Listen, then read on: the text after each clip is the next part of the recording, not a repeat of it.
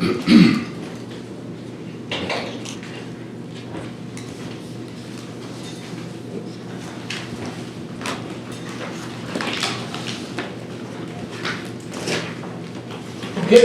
it is now 3 p.m. on August 18th, 2026.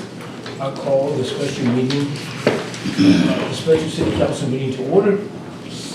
Let the record reflect that all council members are here with the exception of council member Debbie Nash King. Okay, the invocation will be given by Mayor Pro Tem Gonzalez and the resolutions by Councilmember Williams. Let's all stand. If you will pray in your own faith as you are so led. We stand before you today just in sincere thanks as we move forward with our business for the city. I pray that we continue to move forward in the spirit of unity, harmony, and progress for our overall growth and development. We thank you for every opportunity and for every person here who cares about the people and this town and the city and the job that we have to do today. Let us work peacefully, peaceably, and in pure progress. Thank you. In Jesus' name, amen. Amen. I pledge allegiance to the flag of the United States of America and to the republic for which it stands, one nation, under God, indivisible, with liberty and justice for all.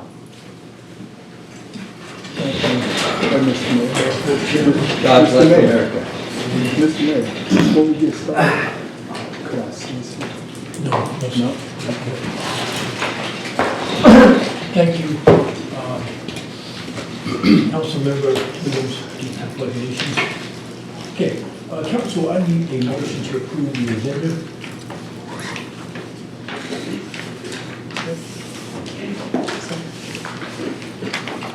Councilmember Brown. Move to approve the agenda. Councilmember Williams. Okay. Any discussion? All in favor, signify by saying, raise your hand. Motion passed, 6-0. Mayor, could I ask a question? Yes, sir. So is the 2 minute, 2 times rule in effect?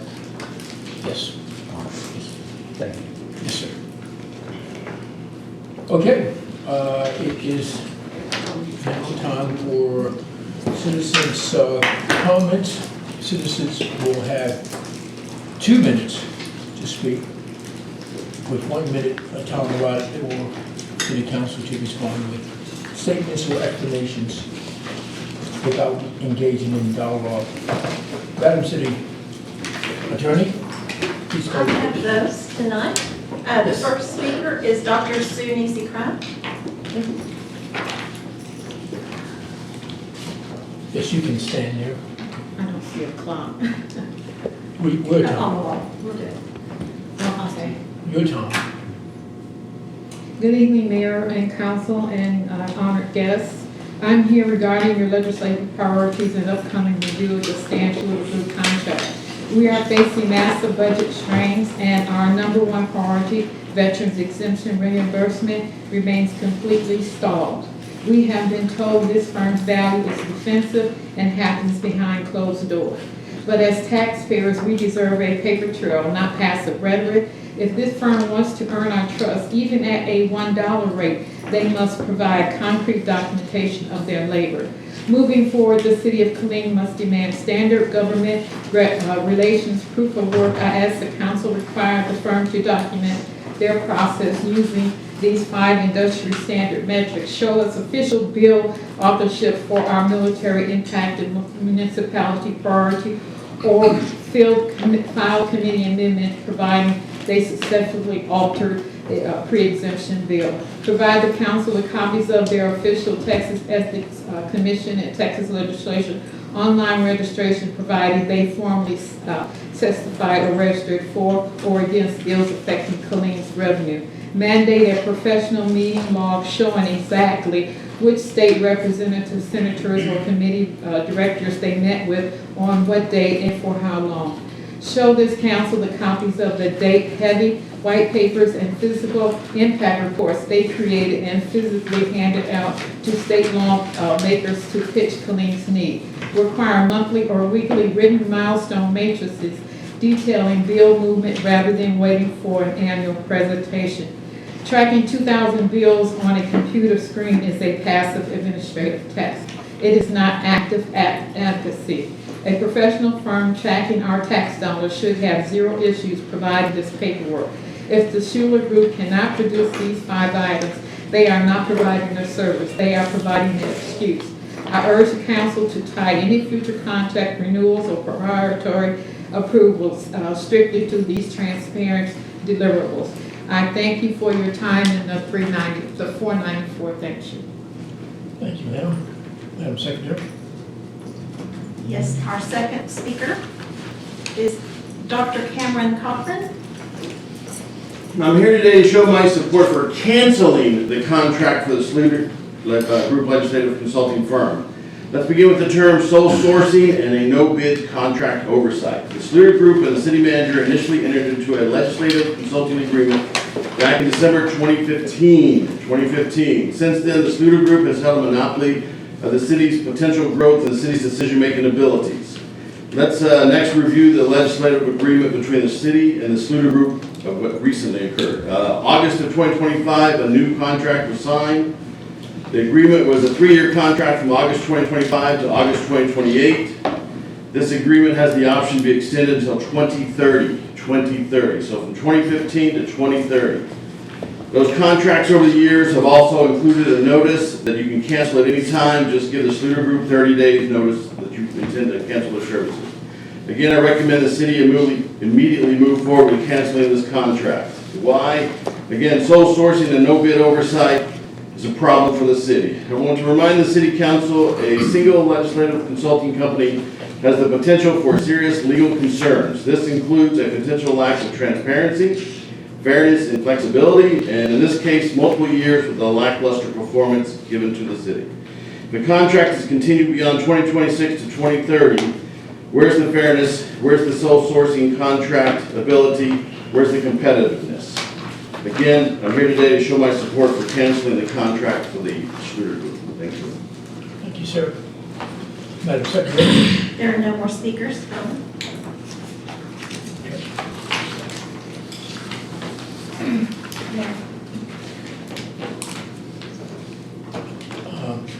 Yes, ma'am. Before we move into discussion, I would like to move to suspend the rules for discussion so that we can have more than 2 minutes to address the lobbying group. I second that. Madam Attorney, is that in order? If the council votes to approve, Okay, you so can suspend the It rules. was motion by Councilmember Brown, second by Councilmember Bass, that we would suspend the rules. Any discussion? Yes. Councilmember Kimball? Based on the motion on the floor, will there be any rules? I mean, since we're going to suspend the rules, that means people can just talk as long as they want to and how many times they want to? Or are we going to have the standard where we had one person to speak, let everybody else speak before someone speaks again? I think we just need to be clear on what we're going to do before, because we only have a limited amount of time. So. It's up to council. You can suspend your rules and make certain rules apply to this. Okay, May I clarify my motion then? excuse me? May I clarify the motion then? You make a So the suspension is limiting the 2 times each, so allowing us to have more than 2 opportunities to speak during this discussion. My discussion is, we should still limit it. I'm willing to go 3 times 2 minutes, but not no untimed limit, because we'll be in here a very long time. So that's my motion, to go 2 times 3 minutes to amend the motion that was just placed on the floor. Okay. The motion to amend was for 3 times at 2 minutes each. No, that's, you're discussing that, that's not a Well, I would like to amend the that. motion. You have to make the minute, okay. I'm amending, I would like to amend the motion 2 times 3 minutes. And that's the way we're gonna speak today. 2 times Amend the 3 minutes. motion 2 times 3 minutes. Yes, sir. There's been, so you wanna make that motion? Yes, sir. I just made the motion. I want to amend the original I'll make a motion. motion that, I move to amend the previous motion to where the motion now is to speak 2 times 3 minutes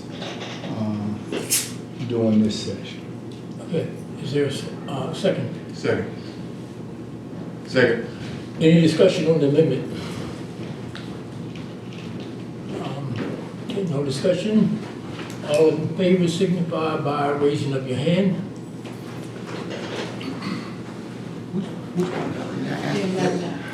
Which one are we voting on? In favor? Amendment. All opposed? For the 3 minute, for the 3 times, but 2 2 minutes. times. 2 times 3 minutes. 2 times, what is it? 2 times for 3 minutes. Okay. Okay, so, all opposed? Okay, the motion carries 5-1 on the amendment. Passes, 5-1. So that was to amend the motion, so now we need to vote on the motion as amended. So if you'd like to, so now the motion to amend it is suspend the rules and allow council members to speak 2 times 3 minutes apiece. Okay, so we need a motion for I that. would like to make a motion. No, no, there's already a motion. Oh. Now you're voting on that, on the motion as amended. Okay, so we're voting on that motion, so all in favor? Okay, that is 5-1. All opposed? 1. Okay, motion carries 5-1. Okay, so we will now speak. Yes.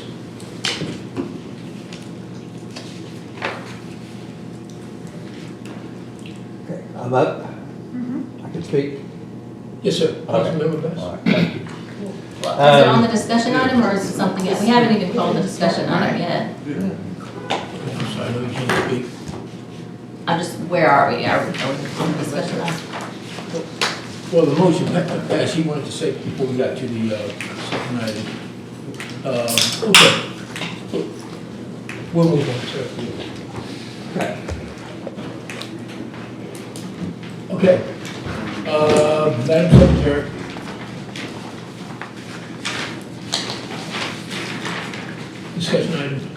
Discussion item number 1, DS-26-073, discuss legislative priorities with the Schluter Group. Mr. Cagle. Yes, sir. So Mayor, might be best, before there's comments, that have the state group give a short presentation, and it's up to you how you want to do that. Dan Slater and Brad Slater are. What are we gonna do now? Well, that's I what might make sure I understand what we're doing. Yes, sir. Would you like to make a short presentation first, or do you want to respond to comments? Okay, a short presentation on the legislative stuff. I mean, we've got several things to talk about. I mean, I've got pages. Yes, sir. So I'm just trying to figure out what it is you want to hear first. I mean, I assume, I'm sorry, go ahead. First of all, we're here to discuss the legislative priorities. So what you already have, I believe you want to talk about what we've already Okay. had actually. First of all, I appreciate you having us here. Secondly, I apologize because we came here several months ago to give a summary of what had happened in the last session of the legislature, and I think y'all ran out of time. You'd gone past the time you could, so we didn't get to make our presentation, so I'm sorry, that wasn't our fault. I mean, we were there for like 7 or 8 hours, as I recall, sitting in the back of the room. And y'all were there at the same time, having a good time, I can tell. But because there's so many new members of the council who we have not really interacted with before, I just wanted to talk a little bit about my history You know, my family moved to this town in 1948, 49, not 1848, but 1948, 49. And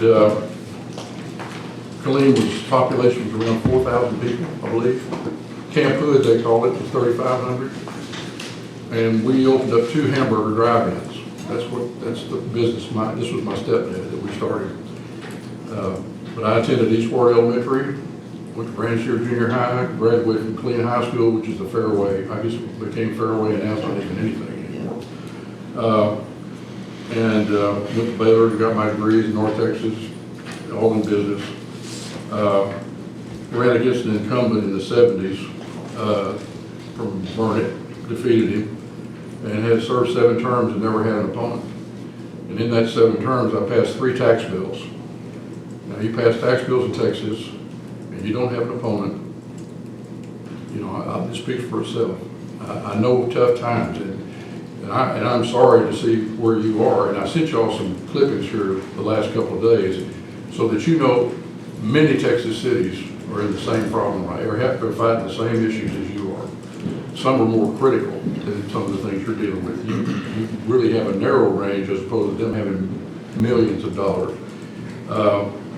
But I have been there. I've had to cut dialysis machines.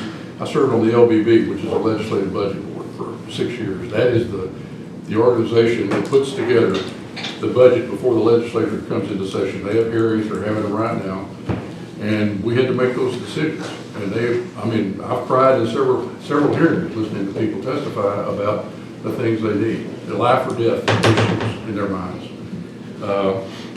But anyway, having said that, I know there's some very negative things that have been said about me and my company and what we do. And I'm not going to spend any time on that, frankly, because it's not fruitful and they're not true. That's all I can say. It's been suggested by some that you hire someone on a success fee.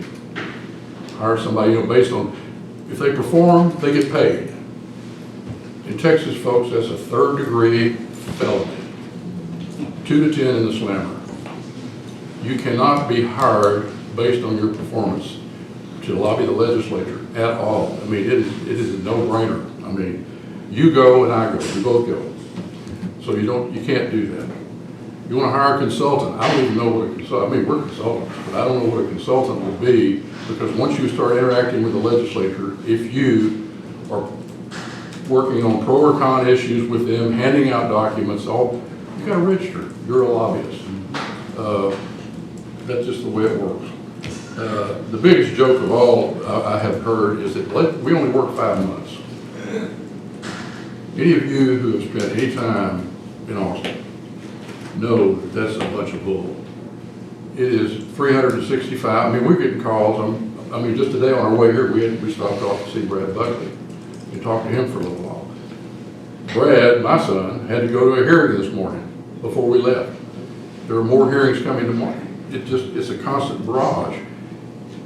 If you want to be a lobbyist, bring it on. I mean, come on, don't be one. But don't think that you can do it going down there occasionally or going down there every day for the session, even if you could afford to do it.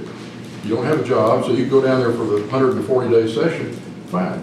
It'll take you about 6 or 7 of those to get to the level where they will talk to you about, but I mean, they're busy. They're going to talk to the people that they need to talk to first, and not new people that they've never met before. It's just the way it works. That's why after 50 years, even if I was totally stupid, I mean, if I had no brain at all, I would assimilate a little intelligence about what goes on in Austin. I would know people, because I've got as many friends in Austin as I have in Killeen. I've got a bunch of family friends in Killeen because I've been here all these years. And if for no other reason, if I wasn't even getting paid, which I'm not now anyway, I've agreed to that, I would work for Killeen because it's my home. And the people here expect me. I mean, I'm telling you, my friends call me up from here and say, what are you going to do about that? And I work on it because I care. Now, like I said, whether you hire, I'm not trying to get rehired, okay? Don't get me wrong. I'm not trying to say that I'm the best. I am. That's what I do. Excuse me, is this or is this not citizens' comments at 3 p.m. for City Killeen? Build it over a period of time. And that means you can't lie to them. Which, that's instant death and all. Anyway, the taxpayer funded thing, if you truly feel that way, I understand. I agree with you. If that's what you feel, then you're entitled to your opinion. That is part of the Republican platform. It's part of the conservative group's platform because they think they're upset more because we've been classified in cities as the large cities, and we're not the big city. We're not even in that range. There's like 10 of them, urban cities, because they get involved in social issues. They get involved in abortion. They pass bills about who you can hire. I mean, they get involved in all stuff. I've never seen anything come out of this city council in all my years that even gets into those things. You deal with fiscal issues and issues that are meaningful to the people of Killeen. Up in the big cities, they have time to do all that other stuff, and they spend a lot of money doing it. Austin is a bellwether for all, I can almost say for all the problems we have. It's by far the most liberal city council in the state of Texas. What do they call it? They call it not the Republic of, People's People's Republic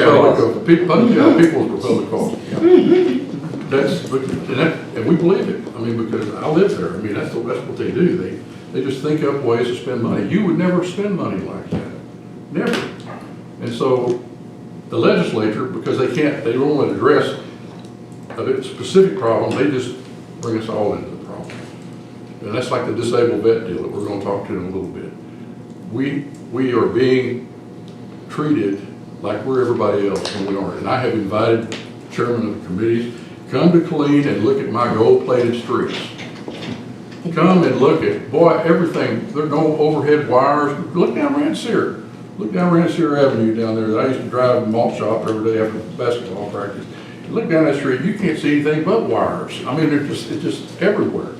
And I said, the city doesn't spend them, they don't have the money. Of course they would like to clean that up, but they don't have the money to do that.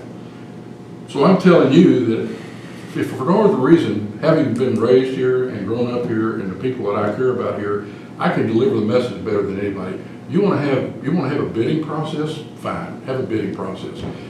You're going to find out that most consultants representing most of the cities around us are making a lot more money than we are. Most of them are. They don't have a bidding process either, by the way. But that's fine.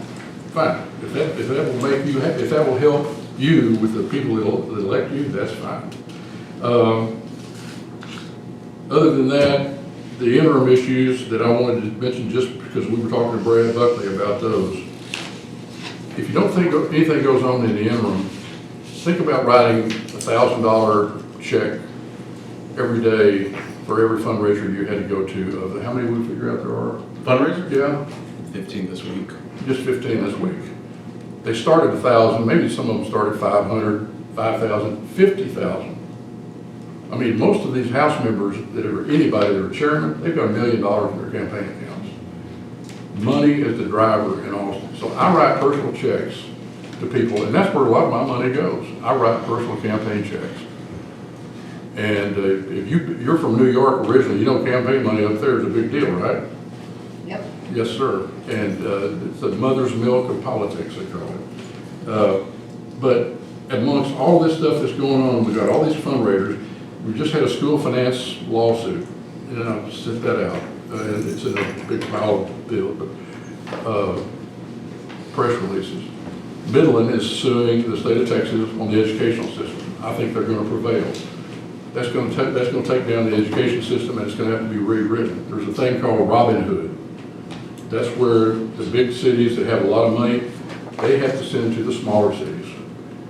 It was a bad system when it was designed, and it's even worse now. Austin has to spend $600 or $700 million. It's about $1 billion. $1 billion a year they send out. They collect the money and they have to send it to other school districts. Now, I'm not defending Austin. I'm just saying there's something a little wrong with the system that takes local tax dollars and sends them someplace else. So that's one of the things. The governor wants to abolish local energy companies. Did you know that? He's taking on local energy companies. And they're saying that's going to drive up utility prices. Well, I don't know about that. We'll find out where they have the hearings. AI, craziest thing going on. I mean, this is things going on right now. AI, this is the interim. This is done with the legislature's not in session. everybody, the country folks, I mean, even the Republicans and the liberals have gotten together on this issue. They don't like AI. And it's because it's destroying their homes, it's destroying noise, light, driving up water prices, gonna use all the water, energy. It's crazy, and it's now nationwide. Land use is gonna be debated this session for sure. Land use out in the county. County government does not have the authority that cities do to zone. I think they're gonna have some of that if they're gonna do anything about AI, but land use in the county. Brad Buckley's been fighting on the electric grid. Electric grid sufficiency. Are we gonna have enough power to take care of all of these new companies? How fast do we have to build it, and who's gonna pay for it? My gut tells me we are. The governor says, no, we're gonna make the AI people pay for it. Seeing is believing. I'm for it. I think they ought to pay for it. And I don't think we ought to be shipping our power to West Texas. That's just me Stan Slater. I'm not telling you to have that policy, that's just me. They're gonna increase state highway funding. That's where we get into our highway deal. I was told by one of the leaders of the Senate the other day, they want to come up with a whole lot more money for highways because the cost has gone up. I said, oh, really? I said, how about cities, how about giving them something for their costs that have gone up? Well, you know, that's kind of a different issue, but vouchers, voucher program, you know, was passed last session. There's been some problems. Some of the poor people that thought they were going to be able to go to those private schools are not getting to go to the private schools. I think 28,000 vouchers were turned back because they couldn't find a school, something like that. Governor says he wants to lower home and health insurance costs. That's another thing that we deal with is the insurance stuff. Once again, all of these things impact Killeen. Every one of them impacts Killeen. But trust me, it's going to be, this session is going to be unbelievable. The governor wants to totally overhaul the tax system. Instead of getting a majority vote, if you want to exceed the break-even point on taxes, he wants you to get 60. The no new revenue rate. I'm sorry, yes, the no new revenue rate. He wants you to get a 2/3 vote. In other words, you can't get a simple majority, now you get a 2/3. Once again, I'm not arguing for or against it. Well, I'm just informing you so you can think about it. When you say, if you come up and decide, which I'm sure somebody's going to ask you, to support the governor's because he's going to give us more money back, you need to understand what is in that. He also wants to lower the 3.5% rate also. He wants to tie it to population growth and inflation, whichever is less. So in other words, they want to even reduce the 3.5% down. All they're doing is tying your hands because, I'm sorry, in my judgment, the larger cities don't deal with these things the way you do. I mean, you actually see the people every day. That's the thing about a small town. You see them and you know how they feel and you know how these things are going to impact them. So whenever they start talking about debt and spending limits, 2/3 vote, all these other things, and in addition, they cut spending, state spending 3%, and where all the agencies have got 3%.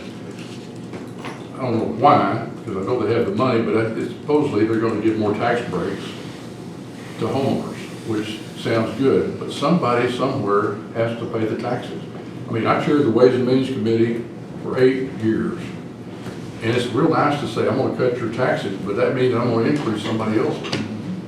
Because all you're doing, if this home, as you talk about when you talk about disabled vets, if that home is not taxed, you say there's one subdivision one day that you looked at and every other home was tax exempt under disabled vet, somebody's going to have to pay for those services. And that doesn't mean we're opposed to disabled vets, that just means what are we going to do? They need to give you, the cities, the resources to be able to take care of it. And now I sound like I'm running for public office, and I'm not. I'm sorry. That's all I got. All I know is I can tell you my heart's in it.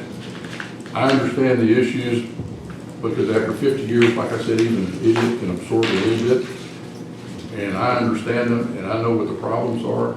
It's just nobody wants to hear the solutions because they're too tough. So, end of my lecture, sir. Great, sir. Really appreciate you being here. Okay, we're going to open it up to the floor. Councilmember West. Thank you, Mayor. Thank you all for being here. I strongly disagree with many things you just said, but we're not here to debate. I'm very much looking forward to working with the Schluter Group during the 90th Texas Legislature to increase funding for our veteran property tax exemption budget issue. I have worked at our Capitol in Austin every legislative session since 2013, advocating for veteran issues. Now I have a new issue to work on. I see this as a two-prong effort in 2027. First, convince the legislature, especially the Senate, to increase funding for the property tax exemption reimbursement. Second, work with Representative Hicklin to convince our legislature to establish a permanent state investment fund from which affected cities will receive proceeds to make up for the veteran exemption property tax funds. I have 3 questions for the Schluter Group. First, what strategy do you suggest to convince the legislature, especially the Senate and Lieutenant Governor Patrick, to increase funding? Second, what is your opinion of Representative Hicklin's idea of a state investment fund focused on veteran property tax reimbursement for affected cities? Third, how can we council members participate in the 90th Texas Legislature on behalf of our city? Can we rely on you to coordinate with our city manager to set up meetings with key legislators and get us in front of committee hearings to testify about the property tax exemption? Again, thank you for being here. Thank you for meeting with us. Thank you for all you've done for Killeen. Thank you. All right, so the DV exemption, yes, the holdup continues to be in the Senate, and we just spoke with Rev. Buckley about this. We really need our senator to lead and advocate to the lieutenant governor. And anything you can do to get that done would be wonderful. You understand that we passed through the House session before last, $1 billion. We reimbursed with one bill every tax entity in Texas. It passed the House with 130 plus votes. Went to the Senate and died.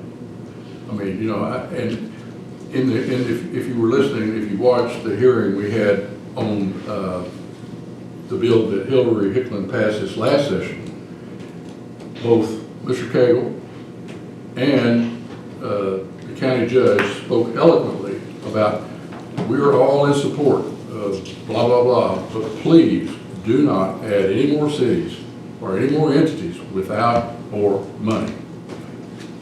And that's precisely what they went ahead and did.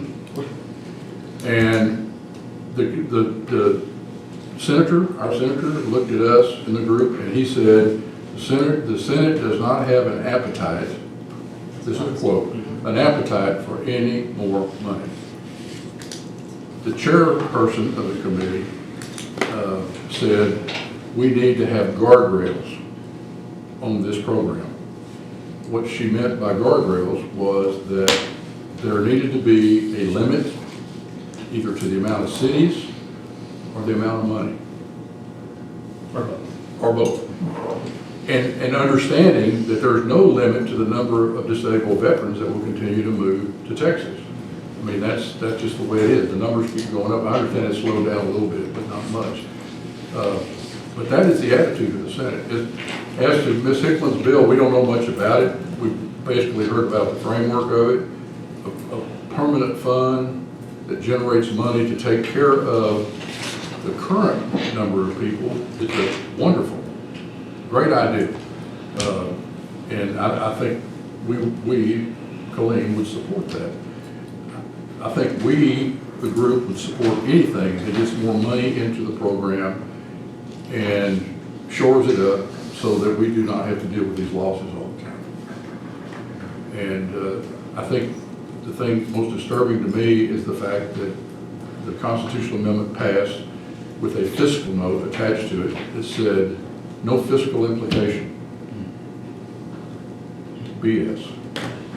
The fiscal implication, nobody, anyway. So that's what we're dealing with. And the House has always been, the House members have always been willing and most supportive of what we've been trying to accomplish. But the Senate is just like, they're not listening. And so I think you had an idea. I know you have multiple questions, but this ties into this first Did question. I answer? No, we'll answer the third one in a second. The third one about Yes, engagement we during can session. coordinate, we'll be happy to coordinate your coming down to speak on any issue.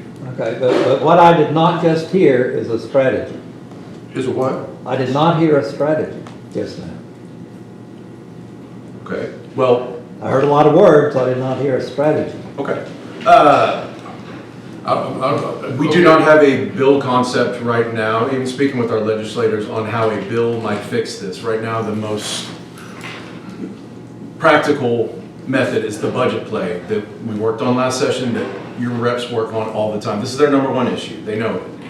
And it didn't happen to our liking, but the budget play to get that one line item, you know, one thing you have to understand is it's a 2-year budget. Every year, it's zeroed out.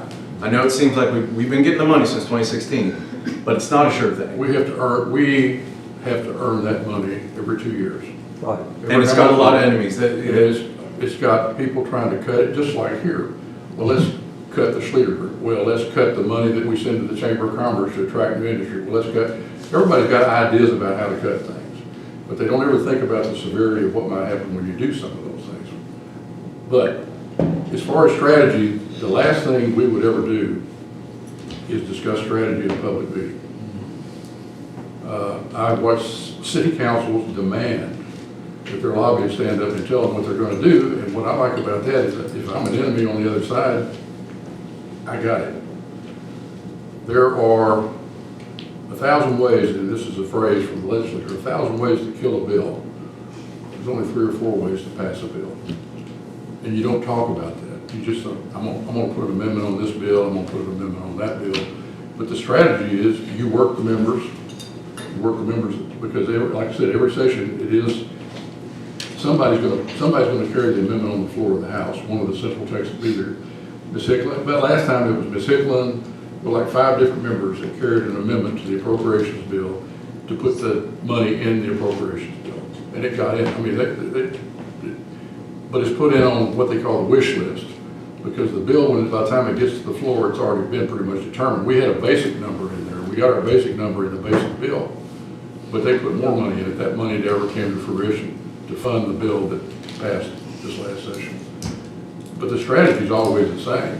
It's worked like hell to get it done. I'm sorry, it's elbow grease and shoe leather. Just like if you're running a campaign. Well, I'm astounded that we're going to say that our strategy is so top secret, we cannot discuss it with the city council. I'm astounded. I'm sure you because are. I do not believe there is a strategy. Thank you. All right. Councilmember, Mayor Pro Tem. Thank you. So we've had this conversation when it comes to especially the disabled veterans tax exemption, and how we can approach this. It's obviously this conversation is happening all around the United States. Going to National League of Cities has been instrumental in hearing from other cities our size that are dealing with the same challenge and the same problem that we're facing. Again, not with the veterans, not them specifically, but the state-funded mandate that is not funding that order. I think, and this is just me, Mr. Cagle, and you can tell me what your thoughts are, but what I'm thinking is, I believe that you put a face with the situation. And so similar to what we've done with like the Water Coalition and other, all the water cities getting together for water lines, I think it would be important to form, I don't know if it's already in existence, but I think it would be important to have a coalition of cities that are experiencing significant losses as it's related to tax, for us to come together. I haven't heard of anyone having conversations as far as like us, El Paso, or anybody that's been negatively impacted. I don't know if that's happening across the state, but I think it would be an important coalition to build, because then we can express the actual, maybe, this is what I'm thinking, that we can express the actual impact of what's happening with us on the ground, each of our cities' needs. But also, the flip side of this, what happens when we don't get the funding? And so I would like to know the council's thoughts on that, because if that's something that we can form, again, this coalition of the cities that are impacted, maybe this letter or this statement or this coalition can then assist in the lobbying efforts when it comes to sitting down with our governor, sitting down with the responsible decision makers to put the face to this problem and see if we can nudge a resolution. I mean, it's a little different, I don't know. I'd like to know what y'all's thoughts are on that. Here's your list, it's right here. And to answer your question, that is a strategy. And I don't list it, I don't talk about it, but that's a strategy. We get all the bases. I have tried to get the commanders of the military bases to send letters. They cannot get involved in politics. You all know that, you've tried before. I've tried to visit with the commanders. This affects their troops more than anybody. I mean, it's the quality of life. This is a transfer of no tax for the disabled vet to the active duty person who lives in town. It is a transfer. It's an expense that they absorb. And so, the strategy, like I said, I don't talk about those because they're just plain as your face. I mean, yes, we engage, we talk to other people in other places. Yes, we talk to other bases. Yes, we engage those people. That's a strategy. If you want to get into a letter writing campaign, fine. Get your disabled vet friends or how about, I thought about this the other day, how many people do you know that use the disabled vet exemption? Hey, you're the lobbyist. Well, I'm asking you. You're the lobbyist. Okay, You tell us the strategy. Okay, what I would do if I were you is I'd go out and talk to my disabled vet friends and say, well, why don't you reduce your vet exemption from 100% to 50%? How about if you tell us the strategy for 2027? Okay. Mr. Mayor, anybody else want to speak on this, or is this kind of? No, you have to raise your hand. So anyway, Be recognized. it's simple. We will visit with every member and talk to them on a regular basis, and then we'll try to get the senators to help us. And we have not been able, whenever your hometown senator is not out there beating the drum, you got a problem. Senator Flores is the problem. He just won. I mean, Senator Flores needs to know how strongly Killeen is committed to this problem. Not just Killeen, but Bell County. Not just Bell County, but Coryell County, which is what you're talking about. That's my reference. Yes, That's ma'am. where I was Yes, going ma'am. with that. Because to this point, not just throwing everything on the lobbying firm, I think it's important that we get more done collectively when you have a louder, unified voice. So I think that if we led the charge, because of our proximity to base, our proximity to everything else, I think that we led the charge to draft this coalition or start this conversation with these other communities. Maybe then we would have a different reception when we're sitting at the table, when you've got El Paso, Killeen, Comal County, all of these other places that are really harshly impacted. I think that we would collectively, using our voice, have a bigger impact, because right now it's all piecemealed and they're hearing things differently. Unfortunately, the spin is being spun that we're against veterans, and that is not the case. Again, I say it 1,000 times for the record. That's really not what it's about. It's about funding the mandate from the state. I just think we can get more done together, and that's my recommendation for us, that we take it seriously. We unify here. We lead the charge across Texas for the cities that are most negatively impacted by it, and then we hit the ground running to our governor. And once again, I agree with that. We've talked about this. I think that's a great strategy. Remember that the people who are going to get left out, that aren't on this list, they're going to be working against us. That's a problem. Well, the cities and counties, the other entities who are approaching the number where they can get into the fund. They're going to be for a bill that funds it all. But whenever we just start defining what a impacted place is, then they're going to probably fly the other way. And just something else to think of, especially as homes. I'm sorry, so my last one. I don't think it's over. Council? Okay. So as we start to look at other things that are also impacting this particular subject, that people don't talk about, and I'm just because I'm a property manager. I'm sorry, I just wanted to jump up, your first time 3 minutes, that was your. It was us. Oh, okay, thank you. Councilmember Brown? Okay, so I like that idea. I think that's something maybe we can talk about, co-sponsor an agenda item request for, and then do a committee. I don't think that's something that necessarily we need lobbyists to be doing. If we're gonna lead that charge, we'll take that one by the reins. Couple things.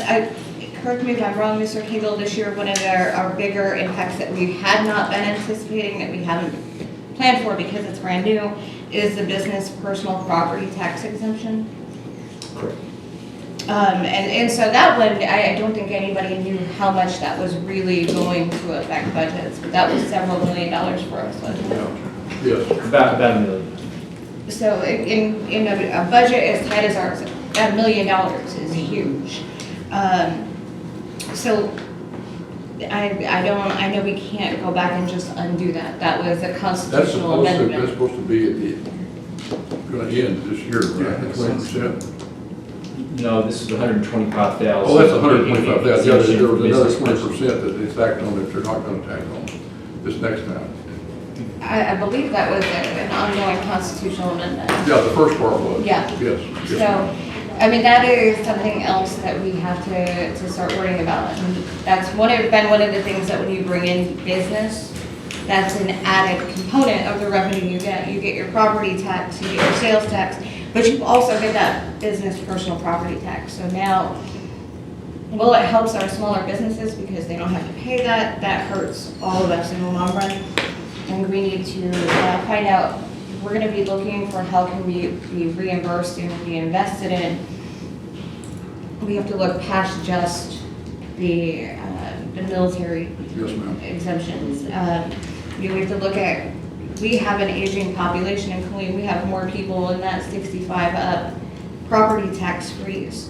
That's why one of the priorities, our guiding principles is anything that would help assist with senior funding. Because that is an area where those taxes are frozen. That's a revenue generator that we no longer have. Have you heard if anybody is picking up on the Texas Public Policy Foundation recommendation to include fee increases into those calculations with property tax increases? I've not heard that specific recommendation, but it sounds like something that they might get behind. I believe the Senate Local Government Committee just posted 2 hearings in a few weeks, and one of them is examining city fees, and in addition to the increasing the homestead exemption. So that is one that I personally would love if you'd be able to give us more specific updates on, to be there to represent as far as it goes with our guiding principles and our priorities. That is something that will drastically affect how our budget moves forward every year to come, if that were to pass. I also heard that we are no longer, this area of the state, whomever is no longer in the works of putting together a bullet train. Is that true? The group is still viable. Texas Central, that's the Houston to Dallas. Correct. They're still viable. They testified in Senate Finance a couple of weeks ago. I think they're still working on funding. That route does not envision Killeen at all.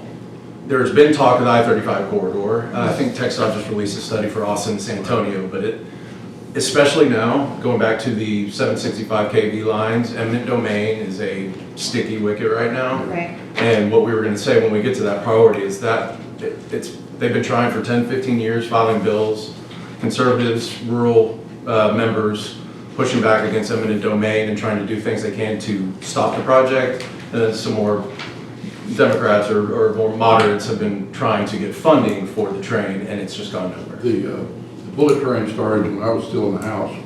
The Germans were trying to build a bullet train. I actually went over there and rode on a 212-mile-an-hour airplane. I mean, airplane, a train. A little blurry. Yeah. But that fell through because the group that was trying to build that train were trying to get the state of Texas to finance it. And we, the legislature, said, no, that needs to be, you've got a private airplane that you fly from Southwest Airlines, Galville put out their money, they built it, and why are we going to subsidize a train? Right. Now, the next group that came along, the ones that in existence now, is privately funded. And so you really can't tell them what to do.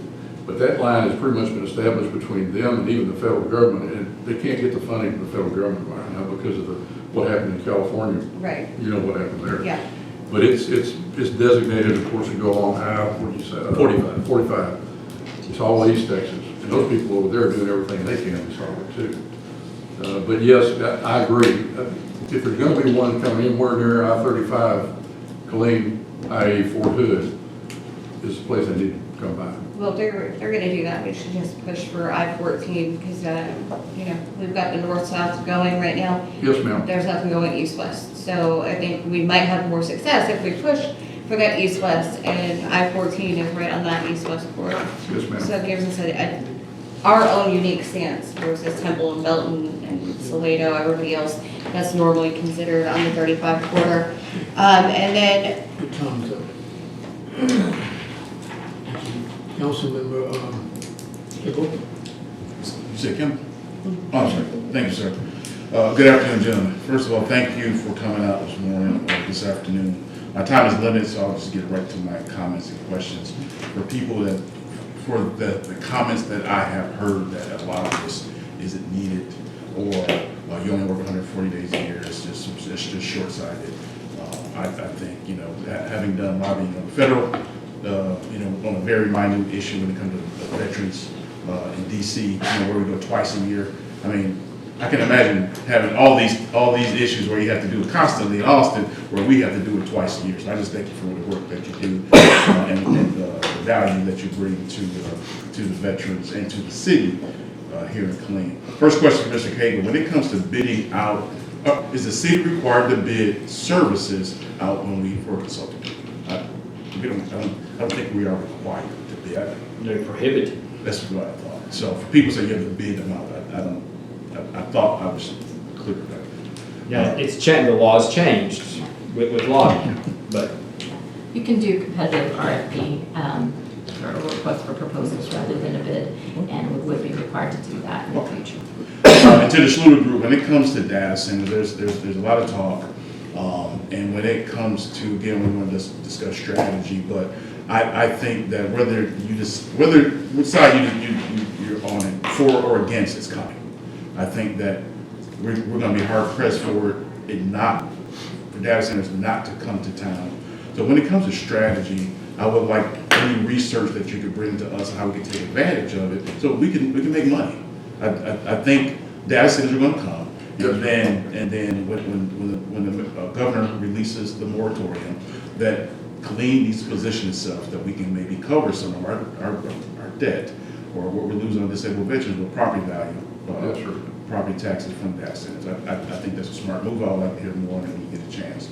When it comes to the DV exemptions, I think, you know, one of the strategies that we should consider is military readiness, because there's a housing crisis, and when we look at housing for our veterans, those numbers are going up constantly. And if those numbers keep going up, the veterans, that BAH is eventually not going to cover. So I really would like that when you look at that conversation for DV exemptions, think about military readiness for our soldiers. I think that's one way to attack it. Then Senator Flores and Senator Pfluger, you know, particularly Senator Pfluger, who's a veteran, I think will definitely get behind it when it comes to military readiness for our soldiers, for a place to live. They don't have to worry about you know, when they're out deployed, they don't have to worry about rent and, you know, things being taken care of. Can their BAH cover housing and clean? So because that exemption, somebody's going to pay for it, whether you're renting a place or you own a place. Because if you're renting it, your rent is covering the tax bill and all that. So I think our strategy should be focused on military readiness in addition to that.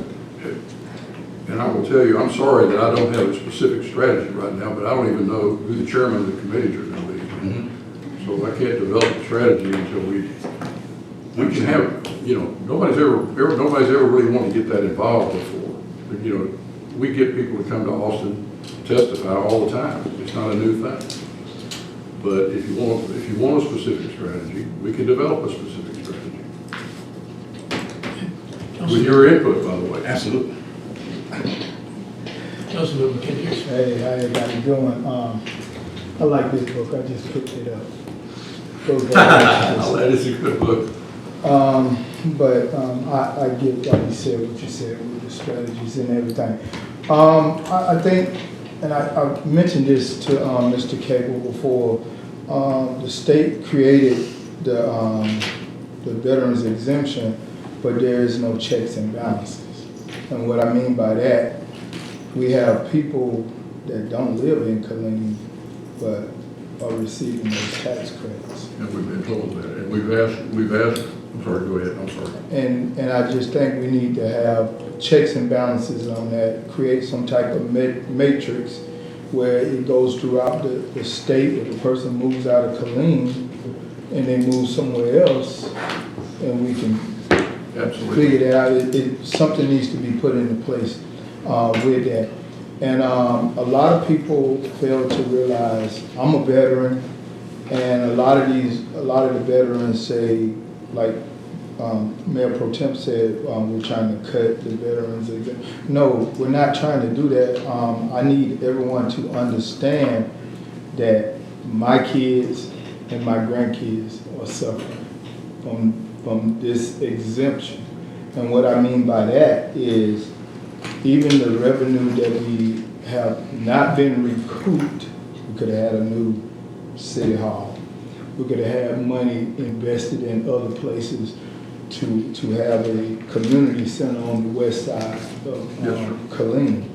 And so that's what needs to be understood, that not being made whole is really hurting this city. And we had Hickland say one thing, but when you go per capita on something, then it may make it look like Harker Heights has just as many veterans as Killeen. But when we go true numbers, it's not even close. No. Not even close. And these are tactics sometimes that are used as what I say, deception, camouflaging the real facts. Just basically, I don't think we would be in such a crunch. With that revenue, we wouldn't be talking about so much as balancing our budget right now. Right. And that's all I have. Agreed. Okay. Council, Mayor Pro Tem, and then Councilmember Brown. Okay, so to your point, sir, I think that's very valid. I believe, and please correct me if I'm wrong, the conversation was that there is no mechanism, so I was going to go earlier. This was brought up years ago by people that were saying, okay, well, if you're going to put this in place, if we do this, we need a mechanism to track it. And unfortunately, there's not a mechanism that was ever put in place for this. Meaning, right now, as I'm in property management, I've got people that have multiple exemptions on multiple houses, even this area. Or if somebody goes to Georgia, they've got one in Texas and they've got one in Georgia. Or, so there's not a thing. So I believe it would be the appraisal district would be the only place that makes sense. And they have to. That. Yep. They have to talk. No, that's okay. That's okay. You please No, tell me that's. absolutely, and we tried to work that out last session. The appraisal districts kill the bill because they don't want to talk to each other. They don't want to have to share each other's information. It's pathetic. I mean, that's state government, it's worse. So, and this is where I get the fact that the faces with the challenges, because they're hurting. You're putting on silver platter, I say, and then you're slicing the throat of the people that you claim you're here to serve. We're hurting our veterans ultimately. We're kind of going to have to cut services, to your point. We're going to have to cut all the things that are essential to our service members. In the end, if this continues down this path, it's going to hurt the people that we claim we are here to serve. But that's yeah, it. you've got to, it'd be good to share your stuff with some people that we know that need to hear you talk about multiple places, and they've got multiple locations, and they've got multiple exemptions. That's what's happening. Councilmember Brown? With that, there are provisions within the state law that do allow veterans to claim exemptions on multiple properties, whether they're homesteaded or not. So that is some place where I think. But you only hit it once, the 100%. The 100%, but I can take, if I'm a veteran who's 100% rated, I can get 100% on property A, I can take 30% on property B, C, D, and E, and I can get tax deductions on my business property also. So I think that is someplace where we can start making some changes immediately. I think another place we can do that, and I've talked to multiple legislators about this, it's in our approach, it's in our verbiage, it's not always what you say, it's how you say it. We have to quit calling this state mandated because the legislature did not mandate this. This was mandated by the voters in a supermajority election. The information was put out there, the voters overwhelmingly said, yes, let's do this. If we start putting that where it is and telling legislators from San Antonio and from Amarillo, your voters said, yeah, we're cool with this. Your voters, which means your voters want the veterans support it, which means you need to come back and support the veterans, not just the ones that live in your precincts. I would love to see if we could get individual or small group meetings with you. So that way when you want to talk about strategy, we can do that in the smaller groups. They're not public, but we can have a strategy, we can know what it is, and the council members can sit with you and understand that.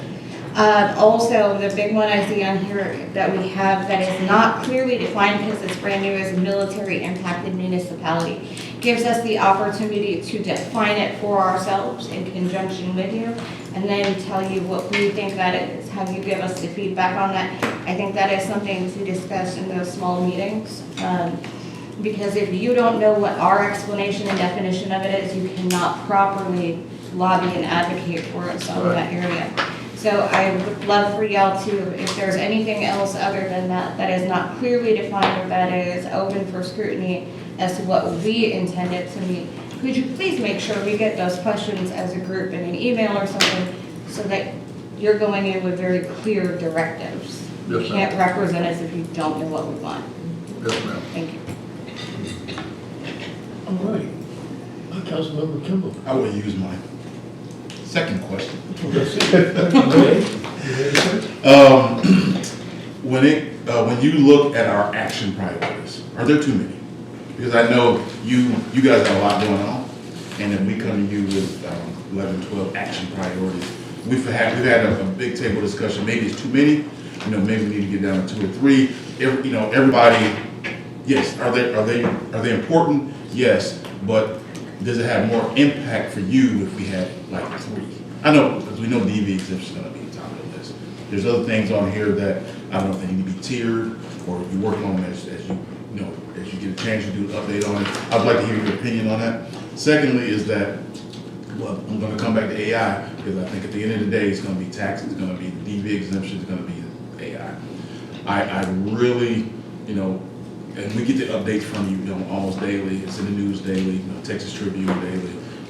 We've heard Judge Blackburn speak on it very eloquently recently. But Killeen has a chance, I think, during the moratorium, that if we had a strategy on working on zoning to make sure that when it's implemented again, that we have a chance to put the data centers in a technology zone or whatever that zoning is, that we can take advantage of. Correct location. Because we don't have an X amount of land to do it in. And I think now that we get it zoned correctly with because West Texas probably has some of the best examples of how they've done it, that we can bring that to a smaller scale here to make sure we take advantage of it when there's a chance for it to help us back up. Well, I thought I read some comments from one of y'all's meetings where somebody said we just need to be prepared. We need to understand the water usage, because that's water usage and electric usage, and that way we can identify locations. I couldn't agree with you more. I mean, and that's not like tomorrow, that's like now. Yes. Because despite the fact he said he's closing the door, we're still opening new ones every day. Mm-hmm. Because there's a list of people out there that were in the office that they said they're going to turn loose in the controller's office. So, yes. And I'm sure West Texas communities have went through this, and I'm sure they have some good and bad, some pros and cons of things that not to do. I would love for you guys to bring that back to us and we can do great. Yes, sir. Yeah, the city has tools to decide what kind of engagement they want with data centers. That's why they're all going to the unincorporated part of the county. Mm-hmm. And I don't see this legislature granting the counties more authority, maybe on one specific issue like data centers, but that's generally not something that they. Depends on where the water is at. That's right. That's right.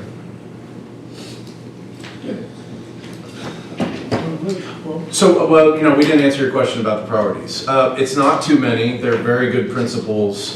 Several of them are not. We can't, the bullet train we kind of spoke through. We can talk with, Central Rail. Well, that's the eastern portion one. Mm-hmm. Talk with the people who have been advocating on this issue. See where I don't know where they are as far as funding and timeline. We talked about the military impacted community, municipality, and we gave this a lot of thought when we knew we were coming in.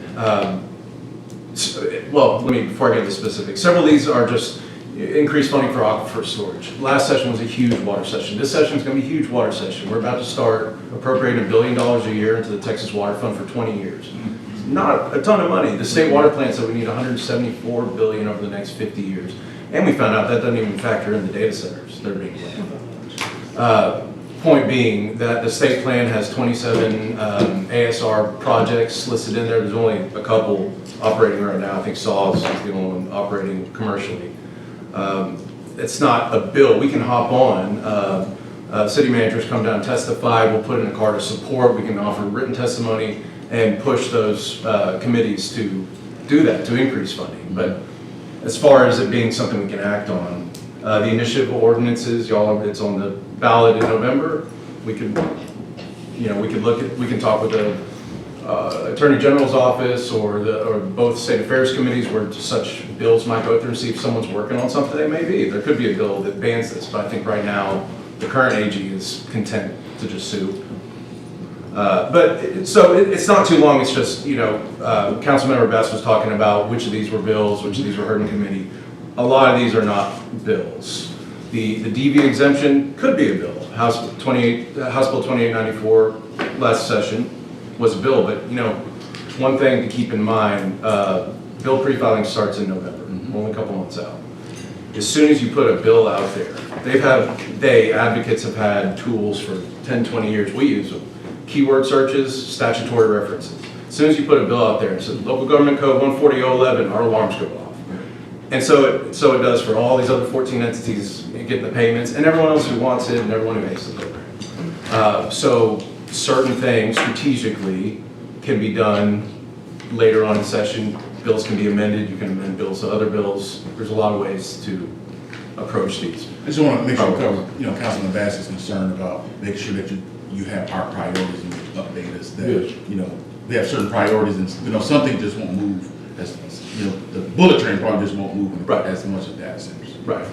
And the military impacted municipality, love the concept. Defense community is already defined in statute, and the Military Preparedness Commission, which does the DIAG grants, refers to the defense community all throughout that statute.